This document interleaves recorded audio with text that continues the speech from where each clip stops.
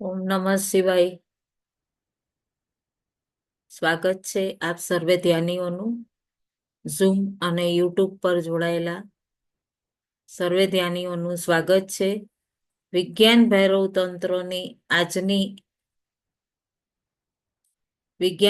તંત્રની આજની આપણી ધારણા છે 77 ધારણા. વિધિ એટલે આ જે આપણે કહીએ ને 77મી વિધિ. હર વ્યક્તિની અલગ અલગ પ્રકારની પ્રકૃતિ હોય છે. અલગ અલગ રીતે કોઈ આંખ બંધ કરીને, કોઈ ભજન કીર્તનથી, કોઈ શ્વાસથી જોડાઈને, કોઈ કેવીને માળા જપ કરીને, કોઈ ભજન કરે. એટલે દરેકની આત્માની અલગ અલગ પ્રવૃત્તિ હોય, એના આત્માના સંસ્કાર અલગ હોય. એટલે એવી રીતે હરેક વ્યક્તિ પોતાનું અલગ અલગ પ્રવૃત્તિની સાથે કોઈને એમ લાગે કે પ્રકાશ જોઈને પ્રાપ્ત કરી લીધું, પણ આપણે જોઈએ કોઈ એક વિધિ ઉપર અટકી જઈએ અને વિચારીએ કે આમ કેમ ન થયું મારી સાથે, મારે તો ઓલી વિધિથી કરવું હતું અને મને આ વિધિથી એકદમ કેમ સરળતાથી કનેક્ટ થઈ ગયું. છતાં પણ આપણને એમ થાય કેન્દ્રમાં હોવા છતાં આપણે ઘણીવાર અનુભવ નથી કરી શકતા અને આપણી સાથે કેમ આ ઘટિત નથી થતું. તો ધ્યાનનો અર્થ શું છે કે આપણે જે આંખ બંધ કરીને પૂર્ણ રૂપે પોતાના જીવનની અંદર હર સ્થિતિ, હર સંજોગમાં એક દિવ્ય પરિવર્તન તમારી અંદર આવી જાય. એક સહયોગ, ફક્ત ખાલી આંખ બંધ કરીને બેસી રહેવું કલાકો, એ નથી ધ્યાન. ઘણા જણા અલગ અલગ રીતે કરાવે છે. કોઈક મ્યુઝિક વગાડીને, કોઈક કાંઈક. પણ જેવું તમને બહાર સ્થિતિ અલગ લાગતી હતી અને મહિનોથી વર્ષોથી પરેશાન હતા, અને આજે બહારની જે પ્રવૃત્તિ હતી એનાથી હટીને તમે પોતાની આંતરિક ચેતનાથી જોડાઈ ગયા. કોઈક એક દ્રષ્ટાંત, કોઈક એક અનુભવ તમારી અંદર આવ્યો અને એ તમને કંઈક પોતાની ચેતનાના વિકાસ માટે એકદમ જાગૃતિ થઈ. એ ધ્યાન છે અને એ જ આ સિદ્ધાંત છે. ખરું જોવા જઈએ ને તો એ જ ધ્યાન છે કે તમે પોતાના અંતસમાં કેન્દ્રમાં કેટલું ઉતરી ગયા અને કેટલું પોતાની અંદર પરિવર્તન, રૂપાંતરણ લાવ્યા પોતાની અંદર. ધ્યાન શું છે? સજગ રહેવું, સજગતા. ખાલી આંખ બંધ કરવાથી નહીં. ચિંતન જરૂર છે કે અંતરમાં આપણે કેન્દ્રમાં ઉતરવા માટેનો માર્ગ એ જ છે. પણ ધ્યાન એટલે શું કે સજગ. કઈ રીતે આપણે જીવનને ધ્યાનથી આગળ પ્રવૃત્તિ કરવી, કઈ રીતે ધ્યાનથી ચાલવું, ધ્યાનથી ખાવું, ધ્યાનથી પીવું. ધ્યાન આપણને તો નાનપણથી કેટલા નાના હોઈએ ત્યારથી આપણી માં શીખવાડે.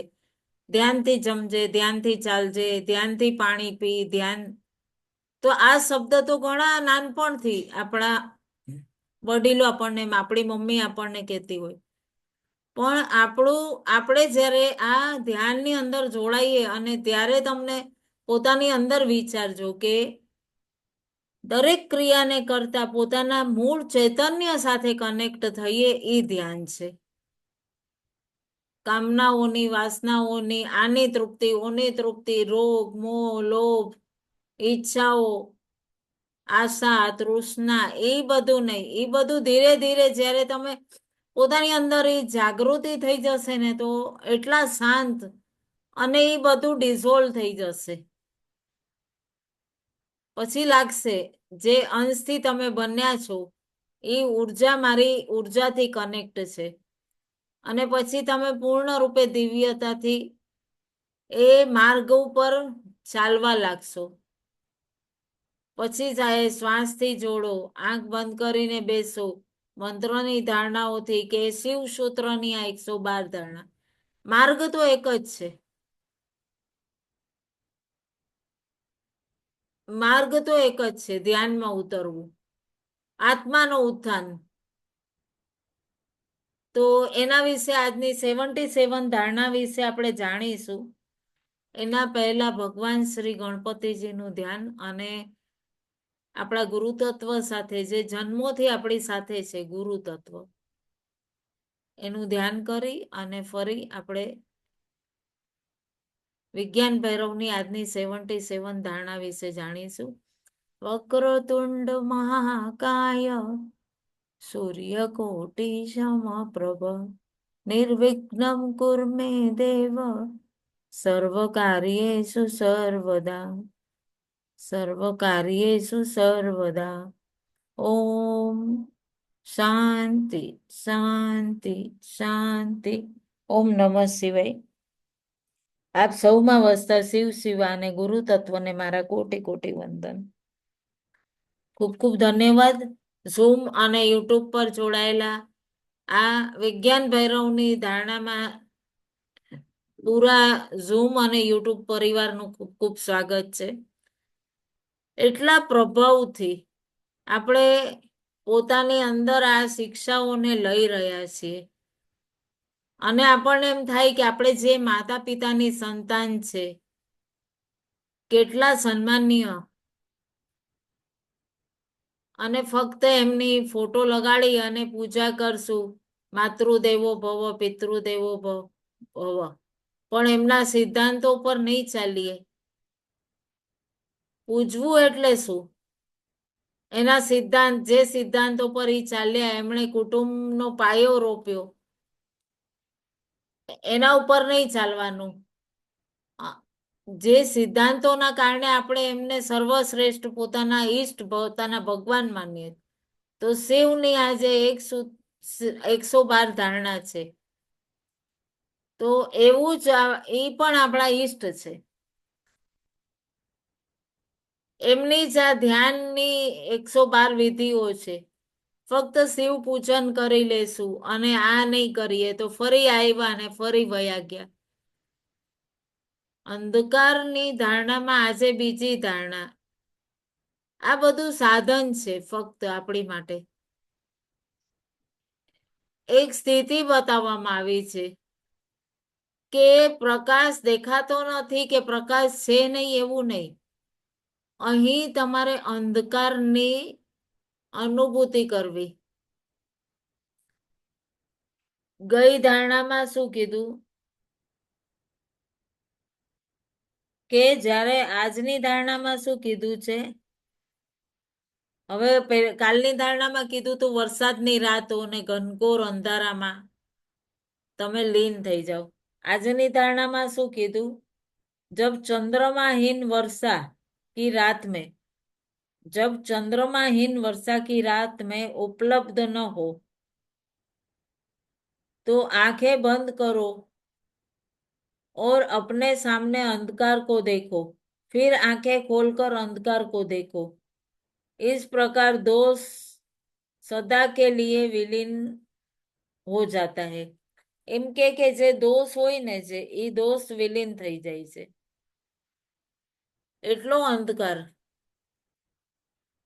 કે આપણે અંદર ઉતરી જઈએ ઊંડાણમાં. તો શું આપણે અત્યારે ધ્યાન કરવા માટે વરસાદના અંધકારની રાહ જોશું? કઈ પણ વસ્તુ, કોઈ પણ વાતનું આપણા વિચારવાથી પહેલા શિવે નિવારણ બતાવી દીધું. ચંદ્રમા કી રાત, કે એવી રાત માટે આજે આપણે સેશન નહીં કરીએ એવું નહીં, પણ આ વિધિ સતર્કતા આપણને એ બતાવે છે કે જ્યારે ચંદ્રમા હીન વર્ષા કી રાત, ચંદ્રમાં હોય જ નહીં વર્ષાની રાતોમાં, ત્યારે તમે અંધકારને ખુલીને જોવો અને इस प्रकार दोष सदा के लिए विलीन हो जाते. એમણે જુઓ, ખબર હોય તો વરસાદની વરસાદ જ્યારે પાણી ભરાઈ જાય તો ખાબોચિયામાં ખબર છે, આપણા ઘર પાસે ખાબોચિયા ભરાઈ જાય તો ખાબોચિયાનું પાણી ઉલેચીએ આપણે, પાણી ઉલેચીને કાઢીએ ને આગું, નહીં તો એ પાછા એવી પાણી ભરેલું રહીએ તો શું થાય? મચ્છર થઈ જાય ને, તો આપણે પોતાના અંતરના દોષોને ખાલી કરવું છે, ઉલેચવું. કેટલું સહજ અને સરળ છે. આંખ બંધ કરો, તમારી સામે અંધકાર છે. આ અંધકાર કયો? આપણે આંખ બંધ કરી ત્યારે આપણને જે અનુભવ થયું કે અંતરમાં તો પ્રકાશ છે. આંખ બંધ કરીને અંધકારને આપણે પોતાની અંદર લીધો છે. તો આ સૂત્ર શું કે જ્યારે ચંદ્રમાં ની રાત હોય ત્યારે પણ આંખ બંધ કરો, પૂરા વાદળા છવાયેલા હોય, અનુભવ કરો, ઇમેજિન કરો, અને પછી તમે પોતે અંધકાર છવાયેલો છે, અંધારામાં બેસો, અને પછી પહેલા પોતાની આંખો બંધ કરો, અને એ અંધકારને એટલો ડીપ પોતાની અંદર અનુભવ, પછી અંધકારને અંદર લઈ જવો છે. અને કેટલું દિવ્ય છે કે આંખોથી આંસુ પણ પડવા લાગે ત્યારે એ અંધકારની છબીને અનુભવ કરવું. પેલા પોતાની આંખ બંધ કરો, પછી અંધકારને જોવો, પછી આંખ ખોલો, અને જે અંધકારને આપણે ત્યારે જોયો એને બહાર પણ જોવું. શરૂઆતમાં એકદમ તમને અજીબ લાગશે, બંધ કરીને અંધકાર જોયો, હવે ખાલ કોરીને તો લાઈટ લાઈટ થોડો થોડો તો પ્રકાશ આવે છે. આપણે રૂમમાં કેટલાય કર્ટન લગાવી દીધું, પડદા, પણ થોડો તો દિવસ છે તો પ્રકાશ તો આવવાનો ને. પરંતુ ધીરે ધીરે જે અંદરનો ખોટો અંધકાર લાગે છે ને, કે મેં આંખ બંધ કરી છે, ધ્યાનથી સમજજો આ વસ્તુ. આપણે જે વ્યક્તિ પોતાના અંદરનો ક્રોધ, આપણે બીજાની પંચાત કરવી, બીજાનું ચિંતન કરવું, એ ખતમ નથી કરી શકતા. જે કોઈ વ્યક્તિને જે આ પ્રકારના વિકાર હોય, પોતાની આંતરિક દોષો, કે બીજાનું કહેવાય ને કે બીજાની નિંદા કરવી, તો એવા વ્યક્તિ માટે આ ખૂબ સમજવા જેવી ધારણા છે કે આંખ બંધ કરો અને સમજો કે પોતાની અંતરમાંથી અંધારાને બહાર નીકળતા જોઈ રહ્યા છો. એવી રીતે પોતાના અંતરના અંધારાને આંખોથી બહાર ફેંકો, ઇમેજિન કરો. અને આની અંદર તમને એક થોડોક વખત લાગશે અભ્યાસ માટે. લગાતાર લગાતાર કરશો તો ધીરે ધીરે ધીરે ધીરે તમને લાગશે કે તમે પોતાની ભીતરનો જે અંધકાર છે એને બહાર ઉલેચવામાં તમે સફળ થઈ ગયા. ઘણીવાર આપણે કહીએ ને, શું કરું યાર, કોઈ માર્ગ જ નથી સૂઝતો, જોબ પણ બદલવી છે પરંતુ પછી આના જેવી નહીં મળે, કદાચ ક્યાંય નહીં મળે તો, અને અહીંયા બી મૂકી દઈશ તો સાવ કામ ધંધા વગરના થઈ જશું. અને એ વિચારતા આપણે અંદર એવો અંધકાર પોતાની અંદર ભરી લીધો છે, તો એ અંદરવાળી સ્થિતિમાં તમે સ્થિત થઈ જશો. જ્યારે બહાર ઈ ઉલેચીને એકવાર કાઢશો, બીજી વાર કાઢશો, તો ધીરે ધીરે તમે અંતરમાં લીન થઈ જશો અને દરેક પ્રકારના દોષથી મુક્ત થઈ જશો. જેટલું તમે ધીરે ધીરે ધીરે ધીરે પોતાની માટે અંધારા તરફ વયા જશો, એને ખાલી કરવા માટે, કે હું ખાલી કરી રહ્યો છું, હું ખાલી કરું છું, ત્યારે તમે પોતાના કેન્દ્રને સ્પર્શ કરી લેશો. અને ત્યાં જ્યાં કેન્દ્રને સ્પર્શ કરી લીધું, ત્યાંથી તમે જ્યારે બહાર આવશો ત્યારે તમારા મનની સ્થિતિ આ સંસારની માટે એક અલગ રહેશે. તમે એટલા શાંત અને એટલા કહેવાય ને કે ગહનશીલ થઈ જશો કે જે ધ્યાનની પહેલા હતા અને અત્યારે જ્યારે પોતે અનુભવ કરશો સ્વયંને, ત્યારે તમને અનુભૂતિ થશે કે હું ક્યાં છું, હું કોણ છું. પોતાના અંતરમાં જે સ્પર્શ કરી જશે, બહાર કેટલો બી અવાજ છે, કોઈ બી સ્થિતિ હોય, તમે પોતાના એ આત્મચિંતનમાં લીન રહેશો. બહાર છો ને કેટલો બી અવાજ થતો, તમને કોઈ સ્થિતિ વિચલિત નહીં કરે. તમે ચાહે મ્યુઝિક હોય ન હોય, લાઈટ હોય ન હોય, કોઈને મંત્ર જાપ ચાલે છે નથી ચાલતા, જે પણ હોય, જે પણ કાંઈ પણ હોય, એનો પ્રભાવ તમારા ઉપર નહીં પડે. ફક્ત તમે યોગસ્થ સ્થિતિમાં આવી જશો, ઊંડા ઊંડા ઊંડા, આ ઊંડા ધ્યાનની સ્થિતિમાં. અને આ સ્થિતિ એટલી સરસ બતાવી છે કે તિબ્બત વાળા લોકો છે ને આ ધર્મ ઉપર પોતાની અંદરની સ્થિતિને બહાર લઈ આવે. તિબ્બતના જે ધ્યાનીઓ છે એ લોકો ધીરે ધીરે આ ધ્યાન દ્વારા પોતાની અંદરની જે સ્થિતિ છે એને ધીરે ધીરે બહાર લઈ આવે. ત્યાંના શું બરફમાં બેસેલા જે તપસ્વીઓ હજારો હજારો વર્ષ સુધી તપસ્યા કરી, પોતાના દેહને જન્મ મૃત્યુ ઉપર પણ કંટ્રોલ પ્રાપ્ત કરેલું. એ લોકોને ખુદને ખબર નથી કે એ લોકોની આયુષ શું છે. પરંતુ જે ખુલ્લા આસમાન નીચે બેસે છે તે શરદીની રાત્રિમાં પણ, જો હિમાલય ઉપર શરદીની રાત્રિમાં જાઓ તમે રહી શકશો? આ જ વિધિથી અંદરનો તાપ છે, જે આંતરિક તાપ, જે ઉર્જા છે, એને તમે બરફ સામે જઈને પૂર્ણ રૂપે કહીને ઠીઠુરતી રાતમાં એ વ્યક્તિ જે ધ્યાનસ્થ સ્થિતિમાં એ શ્વાસ સાથે લીન થઈ જશે, એને એવી ઠંડીમાં પણ પૂરા પસીના છૂટશે.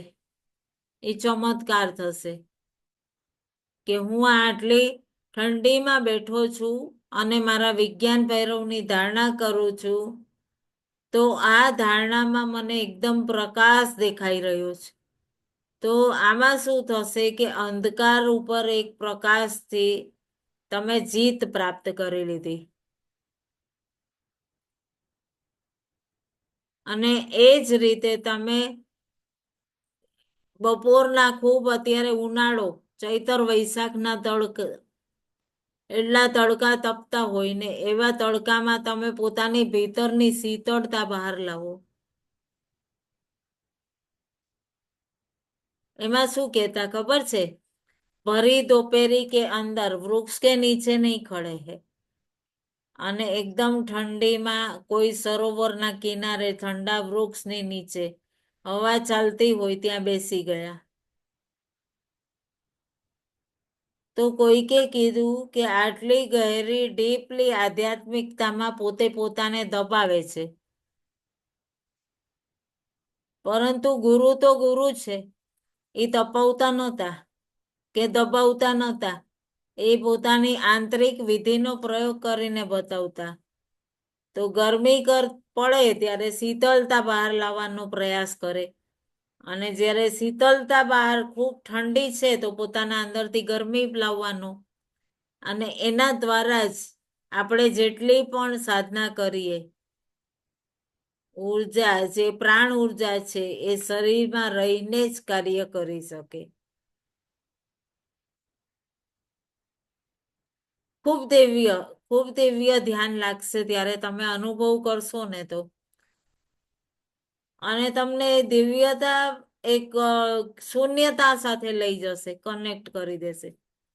આની અંદર તમે પોતાની આંતરિક જે કંઈ ભાવ છે એને તમે બહુ પોતાની અંતરની ઉત્તેજનાઓને તમે જાગૃત કરીને બહાર લાવી શકો. અંધકારમાં ખુલ્લી આંખોથી જોવું, અંધકારને પોતાની ભીતર પ્રવેશ કરાવી લીધો, બીજા અંધકારને પોતાની ચારે તરફ જોશો. અંધકાર માતાના ગર્ભમાં જ્યારે આપણે છીએ તો અંધકારનો જે ગર્ભ છે એમાં પણ પોતે પોતાને કેટલું સુરક્ષિત અનુભવ કરીએ છીએ.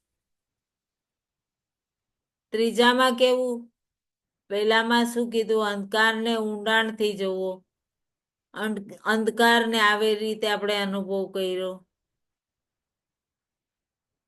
તો આમાં શું કીધું કે પોતાના હૃદયમાં અંધકારનો ટુકડો લઈને આવો અને એ જ પ્રકાશથી આ પ્રકાશ બની જાય છે. અને અંધકારથી જોડાઈને જ્યારે ચંદ્રમાહીન વરસાદની રાત ઉપલબ્ધ ન હો ત્યારે આંખ બંધ કરીને અંધકારને જોવો, આંખ ખોલીને અંધકારને, જેટલી વાર પણ જોવો, અંધકારને જ જોવો, બહારના અંધકારને, અંદરના અંધકારને. બહારના અંધકારને હવે અત્યારે શું કીધું, બહારના નહીં, અંતરનો અંધકારને જોવો. તો આ પ્રકારે દોષ હર પલ માટે વિલીન, સદા માટે વિલીન. આપણી આંતરિક જે દોષ છે ને એ હર પલ માટે વિલીન. પછી તમે અંદર આંખ બંધ કરી કે ન કરી, અંદર આંખ બંધ કરી તો પૂર્ણ શાંત થઈને તમે શૂન્યતામાં લીન થઈ ગયા, ઊંડાણ ઊંડાણ ઊંડાણમાં ઉતરી ગયા, એકદમ ડીપ. અને ઉતરી ગયા પછી પૂર્ણ રૂપે લીન થઈ ગયા, એકદમ લીન. અને જ્યારે પણ આપણને એવું લાગે કે હું કોઈ ભાવનાઓમાં, કોઈ કામનામાં, કોઈ અપેક્ષામાં, કોઈ ક્રોધનો ભાવ, કોઈ લોભનો ભાવ, કોઈ માટે કોઈ સંશય, તો પોતાના આંતરિક અંધકારને સ્મરણ કરો. આ વિધિ એ શીખવાડે છે કે જ્યારે બહારની કોઈ પણ ભૌતિકતા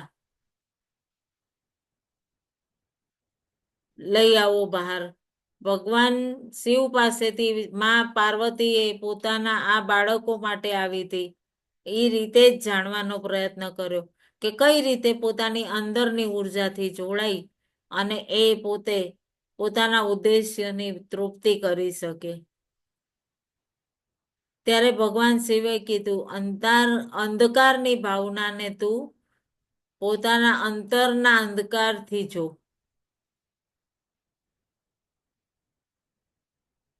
અંધકારની ભાવના કરો અને તમે જોશો અંદરથી જે તમારા અંતરમાં ઉઠ્યો તો ભાવ, ક્રોધ, વાસના, રાગ, દ્વેષ, તૃષ્ણા, જે કંઈ હતું એ અંધકાર છે તો અંધકારમાં જ લીન થઈ જશે અને તમે એ શૂન્યમાં વિલીન થઈ જશો. અને આ એક એવો અંધકાર જેમાં તમે પૂરા વિલીન, એકદમ વિલીન. અહીં શું કીધું છે કે આ ઊંડી ખાઈ જેવી સ્થિતિ અંધકારની હોય છે. માટે શિવ કહે છે કે दोष सदा के लिए विलीन हो जाते, दोष सदा के लिए विलीन. આ વિધિ બહુ બધી સરળ, અંધકાર સંબંધી, ખૂબ આસાન, પરંતુ જ્યારે તમે એને પ્રયોગ કરશો ત્યારે તમને પૂર્ણ પ્રયોગ કરવો એટલે કે આપણે અનુભવમાં લેવું, ધ્યાનમાં ઉતરવું અને કઈ રીતે આપણે પોતાના જીવનનું કેટલું મોટું રૂપાંતર કરી શકીએ. ખૂબ સરળતાથી શિવજીએ આપણા અહંકારની આજે અંદર અહેમ સ્વરૂપની હારે આપણે કનેક્ટ થયા નથી, એને બહાર કાઢવા માટે બહુ સરસ આ 112 વિધિ કીધી છે. તો પોતાના અંતસમાં ઈ કેન્દ્રમાં ઉતરીને ઈ જ્યોતને આપણે જોઈ શકશું. ખૂબ સુંદર વિધિઓ છે આ શિવસૂત્રની 112 વિધિમાં. આજની 77 પોતાની આંખોની આગળ જ્યાં પણ તમે કોઈ રૂમમાં બેઠા છો ત્યાં લાઈટ બંધ કરી દેજો અને પડદા જોઈએ તો લગાવી દો અને પછી તમે જોવો છો તો આ જ તમે છો. અને જ્યારે તમે પોતે પોતાના અંદરના પ્રકાશને અનુભવ કરો છો ત્યારે પૂર્ણ અંદર લઈ જઈને પૂરા પ્રકાશને બી તમે જોવો છો અને અંધકારને બી જોવો છો. ત્યારે પોતાના દ્વારા એ અનુભવ કરો કે હું આ પોતે અંધકારમાં વિલીન થઈ જાઉં છું. અને જ્યાં સુધી તમને બહારની સ્થિતિ કંઈક અલગ લાગશે તો એનો અર્થ શું કે તમે હજી આ ધારણાથી કનેક્ટ જ નથી થયા. શરૂઆતમાં ધીરે ધીરે એવું લાગશે કે જે કોઈ પ્રકાશ છે, અંધકારની સ્થિતિ, એ જ મારી મેન ઉર્જા છે, એ શૂન્યતાની સ્થિતિ છે. તમે ધીરે ધીરે જોશો કોઈ પણ સ્થિતિમાં તમે એટલા ડીપલી વિલીન થઈ જશો, કોઈ પણ સ્થિતિ. અને વિલીન થવું એટલે શું? એકદમ સહજ અને સરળ પોતાની અંતરની જે અંધકાર છે એને ધીરે ધીરે ધીરે ધીરે ઉલેચી કાઢવું અને ઉલેચી અને પૂરી ઉર્જાને જાગૃત કરવી. ક્લિયર થઈ રહ્યું છે? ખૂબ લોકો અલગ અલગ રીતે આ ધારણામાં કરતા ધ્યાન.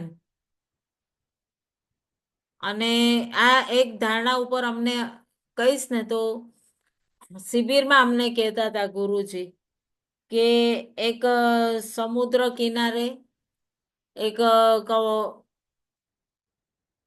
યોગી હતા, એ ગયા અને પોતે ત્યાં આગળ કિનારા ઉપર જઈને પારી ઉપર બેસી ગયા.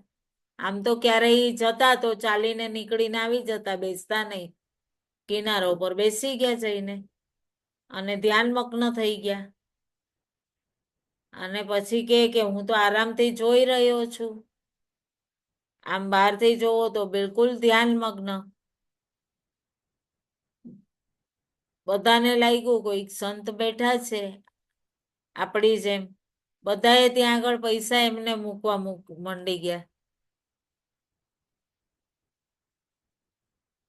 પૈસા મૂકવા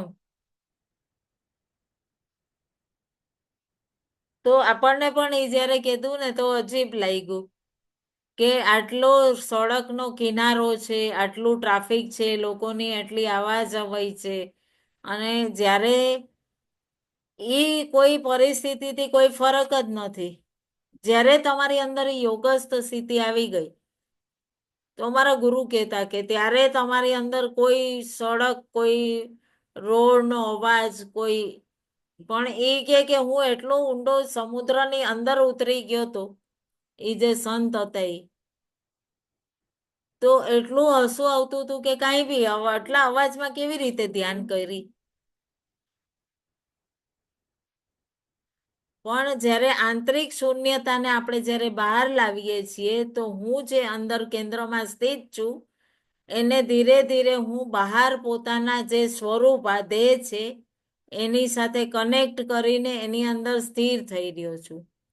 પછી બધાને ખબર હતી કે આને બહારની સ્થિતિથી કોઈ ફરક નથી પડતો. અને જે સહજ થઈ ગયું, જે શૂન્યતામાં લીન થઈ ગયું, એ પછી બ્રહ્માંડની દિવ્ય શક્તિઓ જે આપણી આંતરિક સ્વરૂપથી જોડાય છે, જેને આપણે ઉર્જાના હિસાબે અનુભવ કરીએ છીએ, તો એ બધી ભૌતિક શક્તિઓ આપણી સાથે હશે. તો કોઈ પણ વસ્તુ માટે કરો, બહારનું જ્ઞાન છે, આંતરિક જ્ઞાન છે, આંખથી, કાનથી, નાકથી જે પણ કરવું છે તો એટલું પોતાના આત્મા બની જાય અને એ અંધકાર જે છે એ ધીરે ધીરે ધીરે ધીરે વિલીન થતો જાય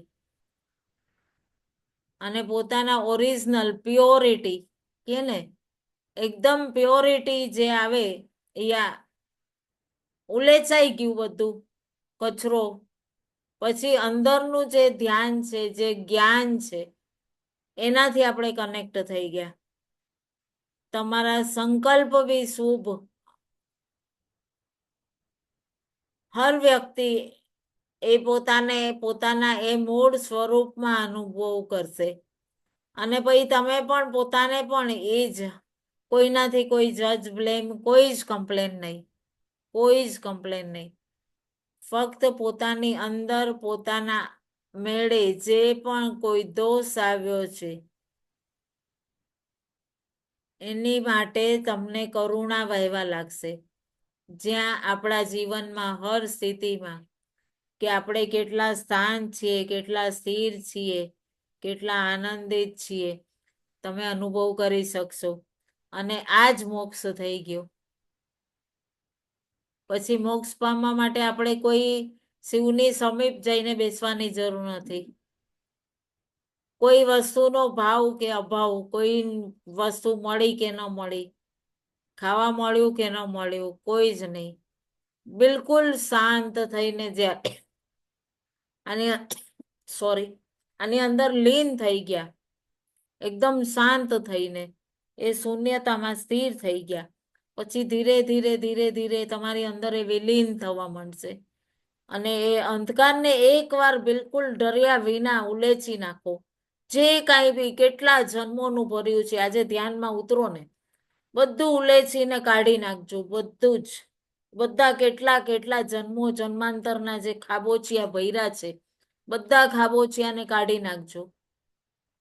એક સરસ મજાની વાટકી લઈને બેસજો અને બધા ઉલેચીને કાઢી અને પૂર્ણ સ્વ એકદમ સાફ સુથરું કરી નાખજો. અને ત્યારે તમે એ પોતાની આંતરિક અંધકારની શૂન્યતામાં લીન થઈ ગયા ત્યારે તમે પૂર્ણ રૂપે તમે એ દિવ્યતાને પ્રાપ્ત કરી શકશો. એટલું દિવ્ય આ શિવસૂત્ર જે છે એની જે ધારણાઓ છે બહુ જ સરસ, એટલી સરસ ધારણાઓ છે કે એક પછી એક જ્યારે આપણે એની અંદર ડે બાય ડે જેમ આપણે ઉતરતા જઈએ એમ આપણી અંદર એટલી જ ઇમ્પ્રુવમેન્ટ આવતી જાય છે. આપણે પહેલી વાર કર્યું, પછી બીજી વાર કર્યું, આ ત્રીજી વાર કરીએ છીએ. અને તમને પોતાને જોજો, પહેલા વખતનું જોજો, બીજા વખતનું જોજો અને આ વખતનું કમ્પેર કરજો. તમને પોતાને ઇમ્પ્રુવમેન્ટ પોતાની અંદર ખબર પડશે. એવરી ટાઈમ તમે જેટલી વાર, જેવી રીતે મારા મમ્મી છે ને ગીતા વાંચતા, રોજ જ વાંચે. હું કહું રોજ તું આખો એક અધ્યાય કેમ વાંચે છે, ઘણી વાર કહું. એટલે નાનપણથી જ કહેતી, નાનપણથી જોયું એટલે નાનપણથી 18 વાર વંચાઈ ગયું પછી મૂકી દે ને. શા માટે રોજ વાંચે? નાના હતા એટલે ખબર ન પડે ને. જરૂરી છે એમ કહીએ મમ્મીને. તો મારા મમ્મી કે જેટલી વાર વાંચું છું ને એટલી વાર મને નવું જ્ઞાન થાય છે. જેટલી વાર વાંચું છું ને હર વખત ખબર નથી એમણે કેટલાય વાર વાંચ્યું. ભાગવત, સવારે ગીતા વાંચવું, બપોર પછી શિવ મહાપુરાણ, રામાયણ, ભાગવત, ચૈત્ર મહિનો હોય તો રામાયણ, પછી ભાગવત વાંચે. એક પુસ્તક પૂરું થયું કે બીજું માંડે, બીજું પૂરું થાય કે ત્રીજું માંડે. એટલે એનું કન્ટિન્યુ ચાલતું જ હોય. એનું શ્રાવણ મહિનામાં શિવ પુરાણ ચાલે, ઈ પતે કે પછી એનું ભાગવત ચાલે, પાછું એનું રામકથા ચાલે, રોજ જ. અને કાંઈ બી આપણે પૂછીએ ને તો કહેશે આમાં તો હતું, આ અધ્યાયમાં હતું, આ સ્કંદમાં હતું, આટલામો શ્લોક હતો. અને પછી આપણે આમ જોતા રહીએ કે મારી મમ્મીને અમે કહીએ મમ્મી તું 4 ચોપડી ખોટું બોલસ ને, 4 ચોપડી ભણી છું એમ.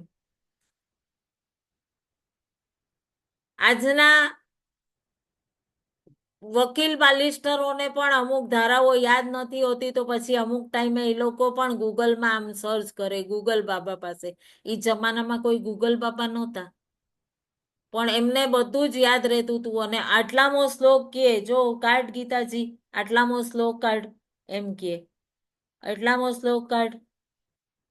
તો આ ઈ કાઢીએ ને આપણે તો ઈ શ્લોક બોલતા હોય ને આપણે ચોપડીમાં જોઈએ તો એક એક અક્ષરે અક્ષર.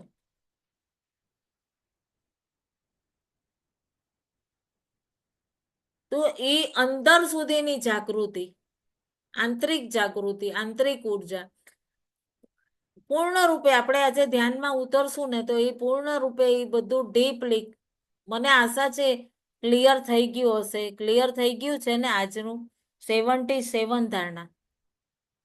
તો એટલી આંતરિક ઉર્જા આપણે પોતાની અંદર આજે ઉલેચી નાખશું જે પણ કઈ જન્મો જન્માંતરના કચરા ભર્યા છે પૂર્ણ રૂપે ધ્યાનમાં ઉતરીને અને પૂર્ણ આત્મ જાગૃતિ.